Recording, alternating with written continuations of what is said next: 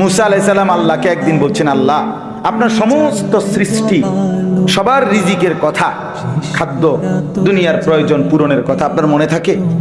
আপনি কেমনে মনে রাখেন? আপনি সকলের রিজিক কেমনে দেন? আল্লাহ তাআলা বললেন, মুসা তোমার সামনে একটা বড় পাথর আছে, তোমার হাতে লাঠিটা দিয়ে ওটাতে একটা বাড়ি মারো। তাফসিরে রুহুল মাআনিতে আমি নিজে পড়ছি, আরবি তাফসির। মুসা আলাইহিস সালামকে আল্লাহ বললেন, এই পাথরটার মধ্যে লাঠি দিয়ে আঘাত কর। মুসা আলাইহিস সালাম আঘাত করলেন, লাঠির একটা পার্ট মানে একটা অংশ পাথরের ভাঙ্গা পড়েছে। মুসা আলাইহিস সালামকে আল্লাহ আবার বললেন, আবার লাঠি দিয়ে আঘাত কর। আবার বাড়ি দিলেন, পাথরের একটা অংশ আবার ভাঙ্গা পড়েছে। আল্লাহ বলেন, আবার মারো, আবার মারো। 4 বার মুসা নবী ওই বড় পাথরটার মধ্যে আঘাত করছে। 4 বারে মোটা মোটা 4টা টুকরা ভাঙ্গা ভাঙ্গা পড়ছে।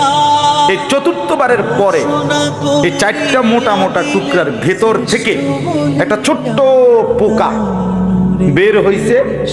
মুসা আলাইহিস সালাম দেখতেছে এটার মুখের মধ্যে একটা ছোট্ট সবুজ একেবারে পিচ্চি পাতা, এটা কুটকুট কুটকুট করে খাইতেছে।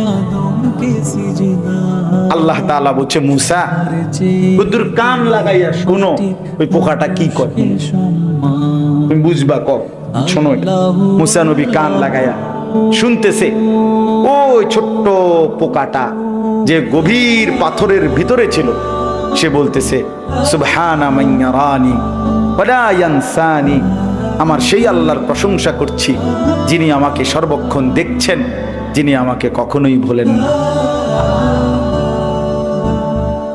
যিনি আমাকে কখনোই ভোলেন।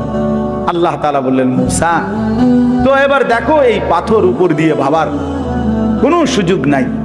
এই পাথরের 4টা স্তর ভেতরে এই ছোট্ট পোকাটার মুখে সবুজ এই গাছের পাতা যে মালিক পৌঁছায় দিছেন, তিনি কি সকলের রিজিক দিতে সক্ষম না?